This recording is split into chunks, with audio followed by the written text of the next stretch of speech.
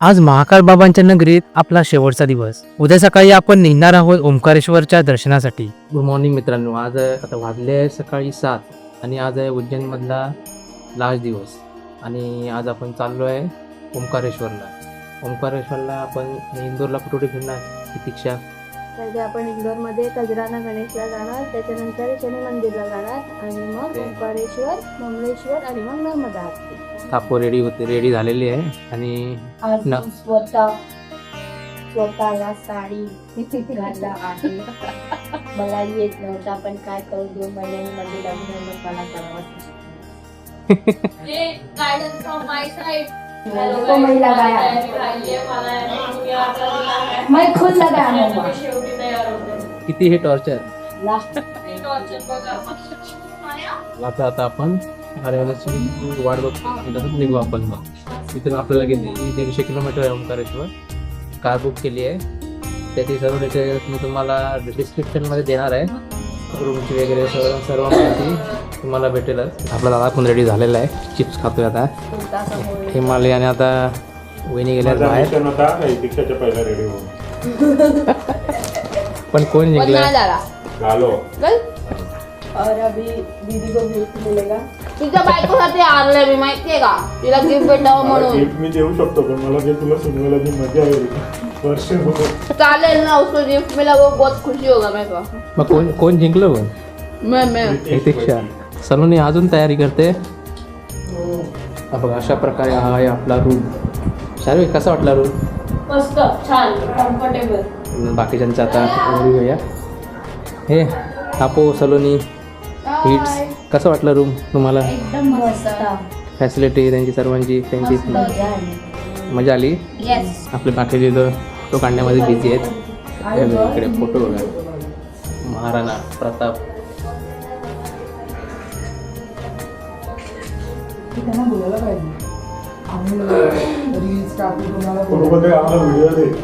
सकाळचं वातावरण एकदम थोडं थंड आहे, म्हणजे नॉर्मलच आहे, एवढं पण नाही आहे. म्हणजे मुंबईला आहे तसंच आहे. अजून डिसेंबर यायचं आहे. आपली आता टवेरा कार आलेली आहे ओंकारेश्वरपर्यंत जाण्यासाठी. बाकीची मंडळी पण रेडी झालेली आहे. ते दादाजवळ बांधून देत आहेत. आणि हे सर्व अरेंजमेंट यादव होमस्टे यानेच केलेलं आहे. म्हणजे त्यांनीच गाईड केलेलं आहे की अरेंजमेंट करून दिली आहे कारची वेगळी.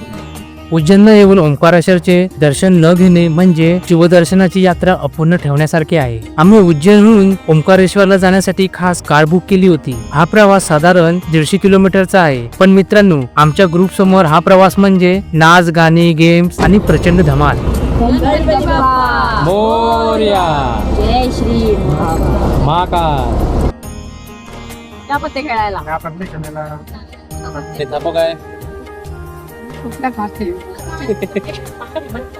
ती फक्त खाते आणि झोपते.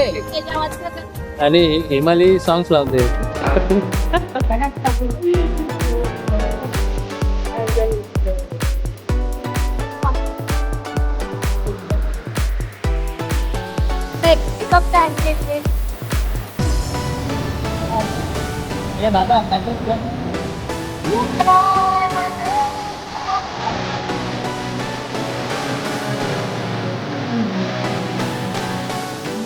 वाटेत आम्ही 2 ते 3 महत्वाच्या ठिकाणी भेट देणार आहोत आणि त्यानंतर पोहोचणार ओंकारेश्वरला. इथे आम्ही नर्मदा नदीत बोटिंगचा आनंद घेणार आणि त्यानंतर ओंकारेश्वर व ममलेश्वर या दोन्ही ज्योतिर्लिंगाचे दर्शन घेऊन आम्ही आमचा परतीचा प्रवास खंडवा रेल्वे स्टेशन वरून मुंबईसाठी असेल. ओंकारेश्वरच्या मार्गावर आपल्याला 2 खास ठिकाणी दर्शन घेता येणार आहे. सर्वात आधी इंदूर जवळचं हे प्रसिद्ध खजराना गणेश मंदिर. म्हणतात की तिथे माता टेकल्याशिवाय इंदूरची यात्रा पूर्ण होत नाही. त्यानंतर शनी नवग्रह मंदिर. उज्जैन ते खजराना गणेश मंदिर हे अंदाजे 65 किलोमीटर आहे, म्हणजेच 1.5 तास आपल्याला लागतो तिथं पोहोचायला. ओंकारेश्वरला जाताना हे मंदिर इंदूर शहरातून न जाता उज्जैन इंदूर महामार्गावर इंदूरच्या सुरुवातीला तुम्हाला लागेल. खजराना गणेश मंदिर हे केवळ दर्शनासाठी नव्हे तर त्याच्या आजूबाजूच्या शांत आणि व्यवस्थित परिसरासाठी देखील ओळखले जाते. मंदिराच्या बाहेर आणि परिसरात तुम्हाला प्रसाद, हार, फुले आणि इतर पूजेचे साहित्य विकणारे स्टॉल मिळतील. तुम्ही खजराना गणेश मंदिराला भेट दिल्यास तुम्हाला तुम्हाला मंदिर आणि आजूबाजूच्या परिसरात भरपूर गोष्टी पाहायला मिळतील.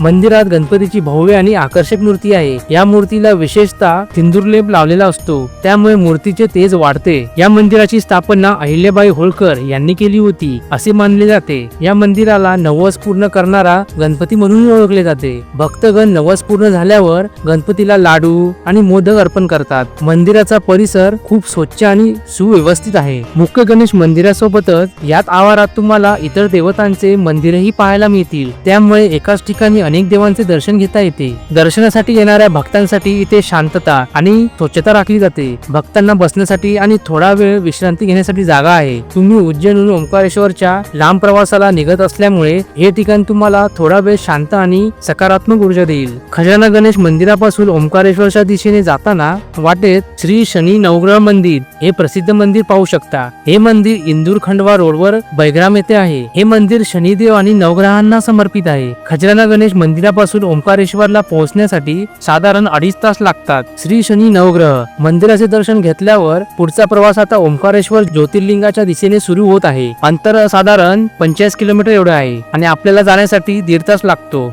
मंदिराजवळ पोहोचल्यानंतर तुम्हाला गाडी पार्किंग मध्ये लावावी लागेल. तिथून मुख्य मंदिरापर्यंत जाण्यासाठी तुम्ही झुलता फूल वापरू शकता किंवा बोटीने नर्मदा नदी ओलांडून जाऊ शकता. आता आपण ओंकारेश्वर इथे पोहोचलेलो आहे. म्हणजे पूर्ण ओंकारेश्वर अजून 2 किलोमीटर बाकी आहे. समोर दिसत आहे तिथून आपल्याला जायचं. तिथं आपल्याला मुंबलेश्वर मंदिर भेटणार आहे. त्यानंतर आपल्याला भेटणार आहे ओंकारेश्वर.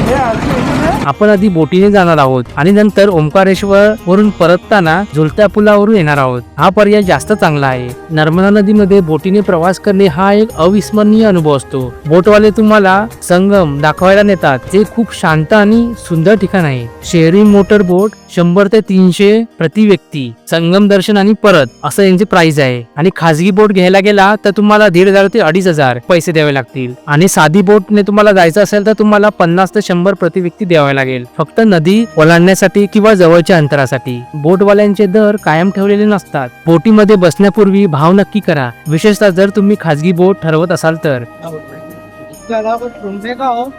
आधे घंटे कोचिंग होता तो मंदिर है, उसका उस तरफ एक नदी है, सुवेरी नदी. जो पहाड़ है ना ये बीच में, हाँ ये बीच में बना हुआ है. नर्मदा और सुवेरी का संगम आता है. हमारे तो देव आता है, शंकराचार्य का छोटू बना के वो आता है. नागर घाट आता है. ये 4 जगह घुमा के मंदिर ड्रॉप करते हैं.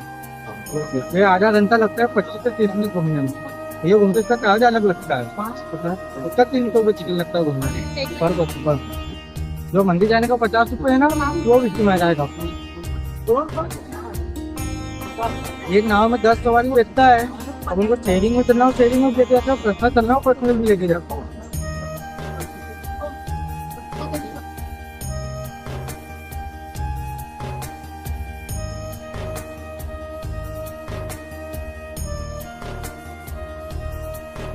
हाँ पर्वत दिसतो ना, वो मकान यहाँ उंचावर तो टिंब असतो आणि त्या साईडला तेव्हा कावेरी नदी आहे, ही नर्मदा. या नर्मदाचा डॅम. नदीच्या पात्रातून तुम्ही संपूर्ण ओम आकाराच्या डोंगराचे दर्शन घेऊ शकता. नर्मदा घाट मंदिरात जाण्यापूर्वी अनेक भाविक नर्मदा नदी स्नान करतात. तिथल्या घाटावर खूप शांत वाटते. जर तुमच्याकडे वेळ असेल तर तुम्ही 5 किलोमीटरची परिक्रमा करू शकता. या डोंगराभोवती चालताना वाटेत अनेक लहान मोठी मंदिरे आणि आश्रम लागतात. ही परिक्रमा पूर्ण करायला साधारण 2 ते 3 तास लागतात. नर्मदेचे आणि कावेरीचे दर्शन घेण्यासाठी संगम महत्वाचा आहे. बोटवाल्याला आधीच सांगा की तुम्हाला तिथे थांबायचे आहे. नर्मदेच्या पात्रातून मंदिराचे दिसणारे शिखर आणि आजूबाजूचा परिसर खूप सुंदर दिसतो. सर्वात आधी ओंकारेश्वर मंदिरात दर्शन घेतले जाते. त्यानंतर नर्मदा नदी ओलांडून दुसऱ्या बाजूला असलेल्या ममलेश्वर मंदिराचे दर्शन घेतले जाते. बोट तुम्हाला ज्या घाटावर सोडेल तिथून मंदिराकडे जाण्यासाठी पायऱ्या आहेत. आता आपण तिथून बोटने, तिथं आपल्याला बोटने उतरलं, तिथं आपण चालत चालत वर चाललो डायरेक्ट ओंकारेश्वरच्या दिशेने. चालत आपण इकडे जायचं. त्याचे 6-7 महिने आपल्याला वर जायचे नाही, तेव्हा आपल्याला ओंकारेश्वर ज्योतिर्लिंगचं दर्शन घेऊ. मंदिरात प्रवेश करताना जर गर्दी असेल तर रांगेत थोडा वेळ लागू शकतो.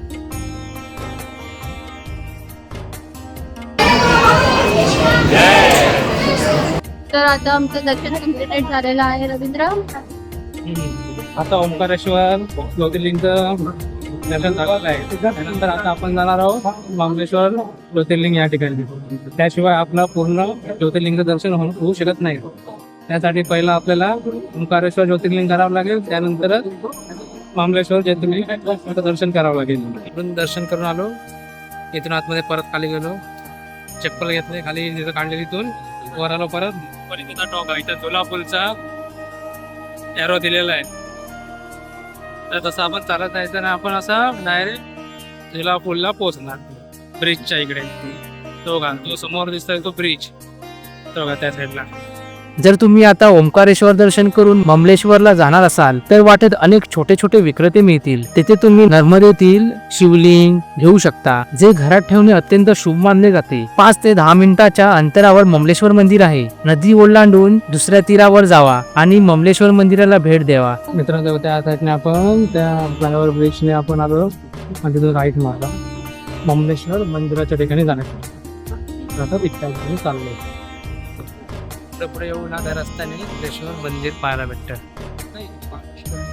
हे मंदिर अतिशय प्राचीन असून तिथली कोरीव कामे पाहण्यासारखी आहेत. तुम्ही झुलत्या पुलावरून चालत जाऊ शकता किंवा बोटीने नदी पार करून या बाजूला येऊ शकता. घाटावरून हे मंदिर चालत 5 ते 7 मिनिटाच्या अंतरावर आहे. जर तुम्हाला वेळ असेल तर संध्याकाळी नर्मदा आरती नक्की पहा. आता आपण नर्मदा नदीच्या इथे आहे घाटावर, तिथं आरती होते.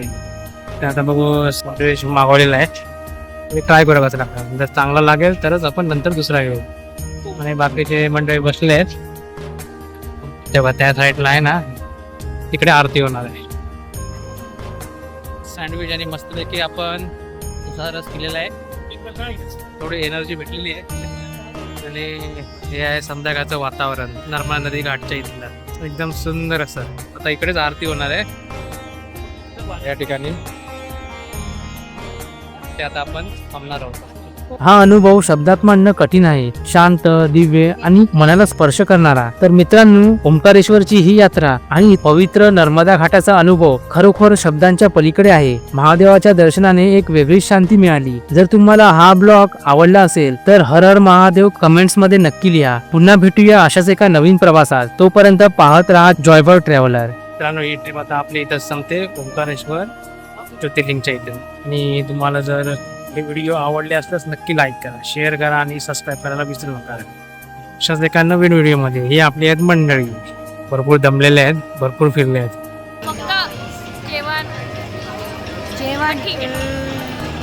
मला ट्रिप कशी वाटली?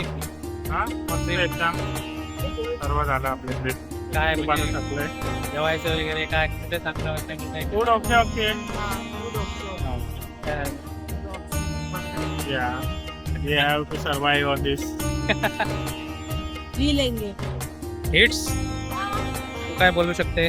बस काय नाही, मज्जा केली, कशी वाटली ट्रिप? एकदम मजा. चला आता निघूया स्टेशनच्या दिशेने, खांडवा स्टेशन. तिथून रिटर्न जायचं मुंबई. मित्रांनो, आता आपण थांबलोय खांडवामध्ये. ओंकारेश्वरला तर कुठे आपल्याला हॉटेल चांगलं भेटत नाही, रेस्टॉरंट वगैरे. हॉटेल गुरु मोदक आम्हाला आता हे जो खांडवाला रोड जातो ना हायवेला, तर आम्हाला भेटलेलं आहे लेफ्ट साईडला. तरी आता पापड मागवलेला होता, ते चांगलं वाटलं. आता अजून बाकी मागवलं बघू आता येते सर्व. मित्रांनो, आपण थांबलेलो आता या गुरु मोदक रेस्टॉरंटमध्ये. उज्जैन परत ओंकारेश्वर त्यापेक्षा इथं आम्हाला चांगलं वाटलं. आणि उज्जैनमध्ये आम्हाला वृंदावन म्हणून रेस्टॉरंट आहे, तिथे चांगलं वाटलं. आणि त्याच्यानंतर हे खंडवाला गुरु मोदक रेस्टॉरंट त्यापेक्षा चांगलं होतं जेवण वगैरे.